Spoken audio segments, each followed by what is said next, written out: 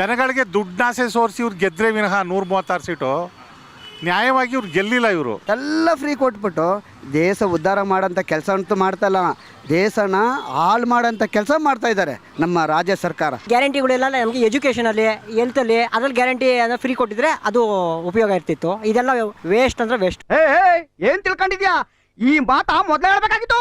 ಇವೆಲ್ಲ ಸುಳ್ಳು ಆಶ್ವಾಸನೆ, ಅವೆಲ್ಲ ಯಾವುದು ಬರ್ತಾ ಇಲ್ಲ ಅಮೌಂಟು. ಜನಗಳು ಮೋಸ ಮಾಡೋಕ್ಕೋಸ್ಕರ ಈ ಸರ್ಕಾರ ಬಂದಿದೆ ಅಷ್ಟೇ. ಮೋದಿ ಕೊಡೋದು ಅಕ್ಕಿ ಕೊಡೋಕೆ ನೀನೇ ಆಗ್ಬೇಕಾ? ನಿಂದು 5 kg ಇದು ನೀನು ಸೇರಿಸಿ ಕೊಡಬೇಕು. ಕೇಂದ್ರದ ಸರ್ಕಾರ ಅಕ್ಕಿ ಕೊಡೋಕೆ ಇವ್ನು ಯಾರು? ಭಾಳ ತಪ್ಪು ಇದು. ಎಲ್ಲ ಜನಗಳನ್ನ ಸೋಮಾರಿ ಮಾಡ್ತದೆ. ಆಮೇಲೆ ಇರ್ತಕ್ಕಂಥ ಬಂಡವಾಳ ಡೆವಲಪ್ಮೆಂಟ್ಗೆ ಹಣನೇ ಇಲ್ದಂಗೆ ಆಗ್ತದೆ. ಸೆಂಟ್ರಲ್ ಅಲ್ಲಿ ನಮ್ಮ ಮೋದಿ ಇದ್ರೇನೆ ಒಳ್ಳೇದು. ಹೋಗಿ ಬಂದು ಮೂಗಿ ನಿಡ್ಕೊಂಡಂಗೆ ಅದನ್ನೇ ಹೇಳ್ತಿಲ್ಲ ನೀನು. ಎಲ್ಲರಿಗೂ ಎಲ್ಲ ಜನಾಂಗಕ್ಕೂ ಪ್ರೊಟೆಕ್ಷನ್ ಇದೆ, ಎಲ್ಲ ಹಿಂದೂಗಳಿಗೆ ಇನ್ನೂ ಎಸ್ಪೆಷಲಿ ಪ್ರೊಟೆಕ್ಷನ್ ಇದೆ. ಮೋದಿನೇ ಬಂದರೆ ಒಳ್ಳೇದು ಅನಿಸುತ್ತೆ, ದೇಶ ಉದ್ಧಾರ ಆಗುತ್ತೆ, ಅದಕ್ಕೋಸ್ಕರ ಅನಿಸುತ್ತೆ. ಈಗ ಉಚಿತ ಸೌಲಭ್ಯಗಳೆಲ್ಲ ಕೊಡ್ತಾ ಇದ್ದಾರೆ, ಏನು ಅನ್ಸುತ್ತೆ? ಚೆನ್ನಾಗಿ ಅನ್ಸುತ್ತಾ?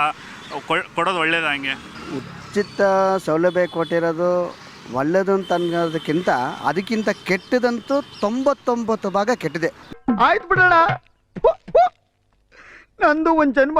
ನಮ್ಮ ರಾಜ್ಯ ಸರ್ಕಾರ ದಿವಾಳಿ ಆಗ್ಬಿಡುತ್ತೆ. ಈ ಯೋಜನೆಗಳು ಸಮರ್ಪಕವಾಗಿ ಏನು ಬಡಬಗ್ಗ ಮತ್ತು ಏನು ಹಿಂದುಳಿದ ಒಂದು ವರ್ಗಗಳಿಗೆ ಅಂದರೆ ಬಡವರಿಗೆ ಅವ್ರಿಗೆ ಯಾರಿಗೂ ಕೂಡ ಈ ಯೋಜನೆ ತಲುಪ್ತಾ ಇಲ್ಲ. ಏನು ಈ ಗ್ಯಾರಂಟಿ ಯೋಜನೆಗಳನ್ನು ಉಚಿತವಾಗಿ ಮಾಡಿದ್ದಾರೆ, ಇದು ಖಂಡಿತ ಈ ಒಂದು ರಾಜ್ಯ ಸರ್ಕಾರ ಜನಗಳಿಗೆ ಒಂದು ಕಣ್ಣೊರೆಸ್ತಕ್ಕಂಥ ಒಂದು ಕುತಂತ್ರ ಅಷ್ಟೇ. ಸ್ವಲ್ಪ ಜಾಸ್ತಿ ಆಯ್ತು. ಇವರ ಸ್ವಾರ್ಥ ರಾಜಕೀಯಕ್ಕೋಸ್ಕರ ಇವರ ಒಂದು ಸರ್ಕಾರವನ್ನು ಏನೋ ನಾವು ನಮ್ಮ ಸರ್ಕಾರ ಬಂದಾಗ ಇಷ್ಟೆಲ್ಲ ಯೋಜನೆಗಳನ್ನ ಕೊಟ್ವಿ ಅಂತೇಳಿ ಕೇವಲ ತೋರ್ಪಡಿಕೆಗೋಸ್ಕರ ಈ ಒಂದು ಯೋಜನೆಗಳನ್ನ ಮಾಡಿದ್ದಾರೆ. ಉಚಿತ ಭಾಗ್ಯ ಅಂದರೆ ಅದು ಬಡವರು ಕೊಟ್ಟಿದ್ರೆ ಒಳ್ಳೇದು. ಇದು ಆಕ್ಚುಲಿ ಚೆನ್ನಾಗಿರೋದು. ನಿರ್ಗತಿಕರಿಗೆ ಕೊಟ್ಟರೆ ಒಳ್ಳೇದಾಗೋದು. ಫ್ರೀ ಬಸ್ ಪಾಸ್ ಮಾಡಿರೋದು ಎಷ್ಟು ಜನಗಳಿಗೆ ತೊಂದರೆ ಆಗ್ತಾ ಇದೆ. ಈಗ ಅಕ್ಕಿ ಭಾಗ್ಯ 2000 ಈಗ ಉದಾಹರಣೆ ನಮಗೆ 1 ತಿಂಗಳದ್ದು ಬಂದಿದೆ, 3 ತಿಂಗಳದ್ದು ಬಂದಿಲ್ಲ. ಡಾಕ್ಯುಮೆಂಟ್ಸ್ ಕರೆಕ್ಟಾಗಿ ಇಲ್ದಲೆ ಫಸ್ಟ್ 1 ತಿಂಗಳದ್ದು ಕೊಟ್ಬಿಟ್ರಾ, ಆಮೇಲೆ 3 ತಿಂಗಳದ್ದು ಬರಲೇ ಇಲ್ಲ, ಇನ್ನೂ ಬಂದಿಲ್ಲ. ಕೇಂದ್ರದ ಅಕ್ಕಿನೇ ಕೊಡ್ತಾ ಇದ್ದಾರೆ, ಇವ್ರು ಎಕ್ಸ್ಟ್ರಾ ಕೊಟ್ಟದ್ದೇನೂ ಇಲ್ಲ. ಎಲ್ಲರಿಗೂ ಬರ್ತಾ ಇದೆ ಅಂತ ಮಂತ್ರಿಗಳೆಲ್ಲ ಸುಳ್ಳದು, ಭಾರಿ ಸುಳ್ಳು, 100ಕ್ಕೂ ಸುಳ್ಳು. ಎಜುಕೇಷನ್ಗೋ ಇಲ್ಲ ಹಾಸ್ಪಿಟಾಲಿಟಿ ಇದು ಹೆಲ್ತ್ಗೋ ಯೂಸ್ ಮಾಡಿದೆ ಈ ಥರದ್ದು ಶೋಕಿ ಮಾಡಿಕೊಂಡು ಈಗ ಹೆಣ್ಮಕ್ಳೆಲ್ಲ ಈಗ ನೋಡಿ ಬಸ್ಸಲ್ಲಿ BMTCಗೆ ಹೋದರೆ ಅರ್ಧ ಸೀಟ್ಗಿಂತ ಹಿಂದೆ ಕೂಡ ಅವರೇ ಕೂತಿರ್ತಾರೆ, ಸುಮ್ಮನೆ ಓಡಾಡ್ತಿರ್ತಾರೆ. ಮನೇಲಿ ಅದರಿಂದ ವಾತಾವರಣ ಹಾಳಾಗಿದೆ, ಕೆಟ್ಟೋಗಿದೆ ವಾತಾವರಣ, ಎಷ್ಟೋ ಸಂಸಾರಗಳು ಹಾಳಾಗಿದೆ, ಇವ್ರಿಗೆ ಗೊತ್ತಾಗ್ತಾ ಇಲ್ಲ. ಹೆಂಗಸ್ರ ಹೆಸರಲ್ಲಿ ಸ್ಕ್ಯಾಮ್ ಮಾಡ್ತಾ ಇದ್ದಾರೆ, ಟಿಕೆಟ್ ಹರಿದು ಅದ್ರ ಬಗ್ಗೆ ಏನಾದರೂ ಗೊತ್ತಾ ನಿಮಗೆ? ಟಿಕೆಟ್ ಬಗ್ಗೆ ಏನೋ ಗೋಲ್ಮಾಲ್ ಮಾಡ್ತಾ ಇದ್ದಾರೆ ಅಂತ ಗೊತ್ತಾಗಿದೆ. ಕಂಡಕ್ಟ್ರುಗಳು KSRTC ಲಾಭ ಬರಲಿ ಅಂತ ಅವರು ಒಂದು ಕಡೆ ಮಾಡ್ತಾ ಇದ್ದಾರೆ ಅಂತ ಗೊತ್ತಾಗಿದೆ. ಈಗ DK ಶಿವಕುಮಾರ್ ಅವ್ರ ಮೇಲೆ CBI ಚಾರ್ಜಸ್ ಎಲ್ಲ ವಾಪಸ್ ತೆಗಿಬೇಕು ಅಂತ AG ಅವರು ಆರ್ಡರ್ ಮಾಡಿದ್ದಾರೆ, ಮತ್ತು ಕ್ಯಾಬಿನೆಟ್ ಅಪ್ರೂವ್ ಮಾಡಿದೆ. ಏನನ್ಸುತ್ತೆ? ಕಾನೂನು ಬಾಹಿರನ ಕಾನೂನು ಚೌಕಟ್ಟಲ್ಲೇ ಇದೆಯಾ ಸರ್? ಇದು ಕಾನೂನು ಬಾಹಿರ, ಕಾನೂನು ಚೌಕಟ್ಟಿದೆ ಅನ್ನೋದಕ್ಕಿಂತ ದೇಶನೇ ಕೊಳ್ಳೆ ಹೊಡೆದ ಮೇಲೆ ಏನು ಮಾಡೋಕ್ಕಾಗಲ್ಲ. ಯಾಕಂದರೆ ಅವ್ರು ಏನು ಪ್ರೊಸೀಜರ್ ಬೇಕೋ ಅವ್ರು ಮಾಡ್ಕೊಂಡಿದ್ದಾರೆ. ಸೊ ಅದ್ರ ಬಗ್ಗೆ ನಾವು ಹೇಳೋಕ್ಕೆ ಇಷ್ಟಪಡಲ್ಲ. ಅದು ದೊಡ್ಡ ಕೈಗಳಿಗೆ ಕಾನೂನು ಮತ್ತೊಂದು ಅವ್ರಿಗೆ ಯಾವುದೂ ಲೆಕ್ಕ ಇಲ್ಲ. ಸೊ ಯಾಕಂದರೆ ಇವಂಥ ಅಮಾಯಕರಿಗೆ ಅವ್ರಿಗೆ ಮಾತ್ರ ಕಾನೂನನ್ನ ಸಾಹುಕಾರರು ಯಾವ ಥರ ಬೇಕೋ ಅವ್ರು ಯೂಸ್ ಮಾಡ್ಕೋತಾರೆ, ಯಾವ ಥರ ಬೇಕೋ ಅವ್ರಿಗೆ ಬಳಸ್ಕೋತಾರೆ. ಬಡವ್ರಿಗೆ ಏನಂದರೆ ಸೊ ಕಾನೂನು ಏನಿದೆ ಅನ್ನೋದು ಅವ್ರಿಗೆ ಅರಿವೇ ಇಲ್ಲ. ಅವ್ರಿಗೆ ಕಾನೂನು ಬಗ್ಗೆ ತಿಳಿಸಲಿಕ್ಕೆ ಯಾರನ್ನ ಒಂದಿಷ್ಟು ಲೀಗಲ್ ಅಥಾರಿಟೀಸ್ ಅವನ್ನೆಲ್ಲ ಅಪ್ ಮಾಡಬೇಕು. ಕೋರ್ಟಲ್ಲಿ ಡಿಸೈಡ್ ಆಗಿ ಫೈನಲ್ ಆಗೋ ಇವ್ರು ಕಾಯ್ಬೇಕಾಯ್ತು, ವೆಯ್ಟ್ ಮಾಡಬೇಕಾಯ್ತು.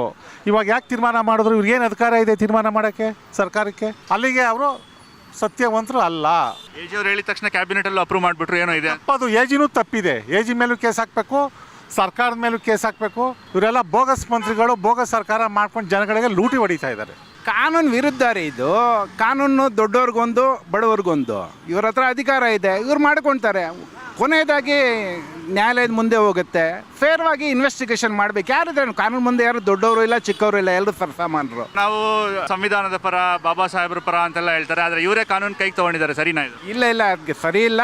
ಇದು ಪ್ರಾಪರಾಗಿ ಇನ್ವೆಸ್ಟಿಗೇಷನ್ ಆಗಬೇಕು. ಇನ್ವೆಸ್ಟಿಗೇಷನ್ ಆದರೆ ನಿರ್ದೋಷಿ ಇದ್ರೆ ಅದು ಆಚೆ ಅವ್ರಿಗೆ ಇದು ಬರುತ್ತೆ. ನಿರ್ದೋಷಿಗಳಾಗಿದ್ರೆ ಇದಕ್ಕೆ ಭಯ ಪಡೋದೇ ಬೇಕಾಗಿರಲಿಲ್ಲ. ಇನ್ವೆಸ್ಟಿಗೇಷನ್ ಮಾಡಲೇಬೇಕು, ಫೇರಾಗಿ ಇನ್ವೆಸ್ಟಿಗೇಷನ್ ಮಾಡಲೇಬೇಕು. ಇದನ್ನು ನರೇಂದ್ರ ಜಿ ಮೋದಿ ಬಂದರೆ ಮಾತ್ರನೇ ಈ ದೇಶಕ್ಕೆ ಒಂದು ಒಳ್ಳೆ ಸ್ಥಾನಮಾನ ಸಿಕ್ಕುತ್ತೆ. ಅದು ಬಿಟ್ಟು ಬೇರೆ ಯಾರೇ ಬಂದ್ರೂ ನಮ್ಮ ದೇಶ ಅಂತೂ ಬೇರೆಯವ್ರಿಗೆ ಅಡೆಗಡಂತೂ ಗ್ಯಾರಂಟಿ. ಅವ್ರು ಯಾಕೆ ಹಂಗೆ ಅನ್ಸುತ್ತೆ? ಹೌದು, ಆಡಳಿತ ಮಾಡಂತ ಇಷ್ಟು ದಿವಸ 47ರಿಂದ ಒಂದು ಕಮ್ಮಿಲ್ಲ ಅಂದರೆ 70 ವರ್ಷ ಆಡಳಿತ ಮಾಡಿದಂಥ ಒಂದು ಕಾಂಗ್ರೆಸ್ ಸರ್ಕಾರ ಭ್ರಷ್ಟಾಚಾರದಲ್ಲಿ ನಂಬರ್ 1 ಆಗಿದೆ. ಇದೇ BJP ಸರ್ಕಾರ ಮಾಡಿದಂಥ ಕೆಲಸಗಳು ಅವ್ರಿಗೆ ಗೊತ್ತಿರಲ್ಲ. ಮೋದಿ ಅವ್ರು ಬಂದರೆ ದೇಶದ ಹಿತಾಸಕ್ತಿ, ದೇಶದ ಭದ್ರತೆ ಚೆನ್ನಾಗಿರುತ್ತೆ ಅಂತೀರ? 100% ದೇಶದ ಭದ್ರತೆಯೂ ಚೆನ್ನಾಗಿರುತ್ತೆ, ದೇಶನೂ ಅಭಿವೃದ್ಧಿ ಆಗುತ್ತೆ, ಮುಂದೆ ಯುವಕರಿಗೂ ಒಳ್ಳೆ ಒಂದು ಮೌಲ್ಯ ಸ್ಥಾನ ಸಿಕ್ಕುತ್ತೆ. ಅಷ್ಟೇ ನಾನು ಹೇಳಕ್ಕೆ ಇಷ್ಟಪಡ್ತೀನಿ. ಮೋದಿನೇ ಬಂದರೆ ಒಳ್ಳೆಯದು ಅನಿಸುತ್ತೆ, ದೇಶ ಉದ್ಧಾರ ಆಗುತ್ತೆ, ಅದಕ್ಕೋಸ್ಕರ ಅನಿಸುತ್ತೆ. ಈಗ ಫ್ರೀ ಕೊಟ್ಟರೆ ಎಲ್ಲ ಉದ್ಧಾರ ಆಗಲ್ವಾ? ಏನು ಫ್ರೀ ಏನು ಉದ್ಧಾರ ಆಗಿದೆ? ಸಮಯ ಫ್ರೀ ಕೊಟ್ಟು ಏನು ಉದ್ಧಾರ ಆಗಿದೆ ಹೇಳಿ? ಅಲ್ಲ, ಬಸ್ಸೆಲ್ಲ ತುಂಬಿ ತುಳ್ಕಾಡ್ತಾ ಇದೆಯಲ್ಲ. ಹೌದು, ಲೇಡೀಸ್ಗಳು ಮಾತ್ರ ತುಳ್ಕಾಡ್ತಾ ಇದ್ದಾರೆ, ಮತ್ತು ಬೇರೆಯವ್ರಿಗೆ ಏನಾಗಿದೆ, ಏನು ಅನುಕೂಲ ಇದೆ? ಈಗ ನಾವು ರೈತರ ಮಕ್ಕಳು ಊರಲ್ಲಿ ಒಬ್ಬರು ಕೂಲಿನೇ ಸಿಗಲ್ಲ. ಸುಮ್ಮನೆ ಆದರೂ ಬಿಡಿ ಸೇದ್ಕೊಂಡು ಹಳ್ಳಿ ಕಟ್ಟೆ ಅಲ್ಲಿ ಟೀ ಕುಡ್ಕೊಂಡಿರ್ತಾರೆ ಬಿಟ್ಟರೆ ಒಬ್ಬರು ಕೆಲ್ಸಕ್ಕೆ ಬರಲ್ಲ. ಕೆಲ್ಸಕ್ಕೆ ಅಂದರೆ ಬಿಟ್ಟು ಕೊಡ್ತಾರೆ, ಬಿಡಪ್ಪ ನಿಮ್ಗೆ ಯಾಕೆ ದುಡಿಬೇಕು ಅಂತಾರೆ.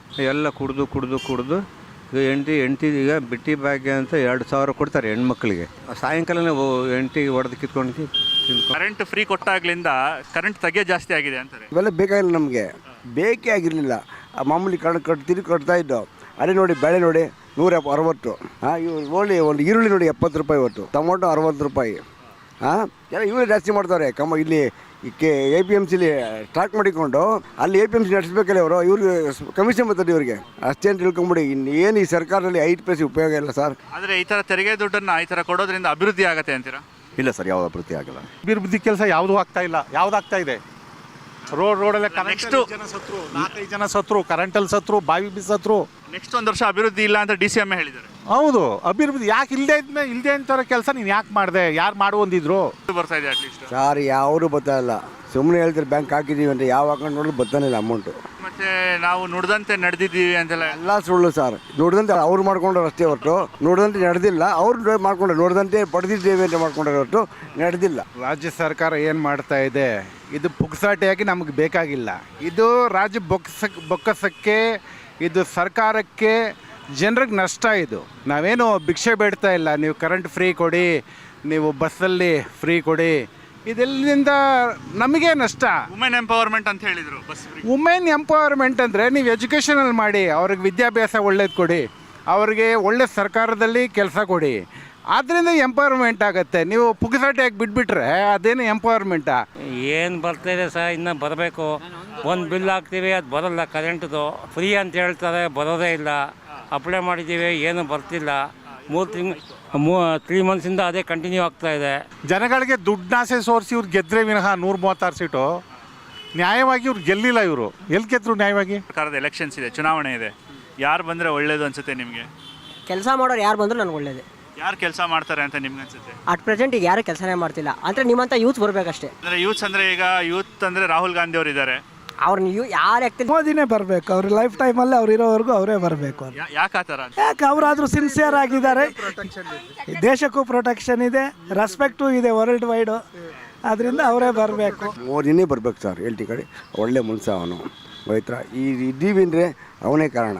ಇವ್ರು ಯಾರು ಇಂದಿರಾ ಗಾಂಧಿ ಅವೆಲ್ಲ ಯಾರಿಲ್ಲ ಸರ್. ಇವರೆಲ್ಲ ಬರೀ ಬೊಗಳೆ ಮಾತುಗಳು. ಅವರೇ 762 ಕೋಟಿ ಸಿಗಾಕೊಂಡದ್ದು ಮೊನ್ನೆ ಎಲ್ಲ. ಹೋಯ್ತಾ ಅವರು ಜಪ್ತಿ ಮಾಡಬೇಕು. ಅವರೆಲ್ಲ ಈಗಿನ ಮೇನ್ DK ಶಿವಕುಮಾರ್ ಮಾಡಬೇಕು. ಇನ್ನು 20% ಅವರೇ ಇರಬೇಕು ನಮಗೆ. ಅವ್ರು ಬಿಟ್ಟು ಇನ್ನು ಯಾರ ಕೈಲೂ ಆಗಲ್ಲ ಸರ್. ದೇಶ ಮುನ್ನಡೆಯೋಕ್ಕೆ ಇನ್ನು ಯಾರ ಕೈಲೂ ಆಗಲ್ಲ.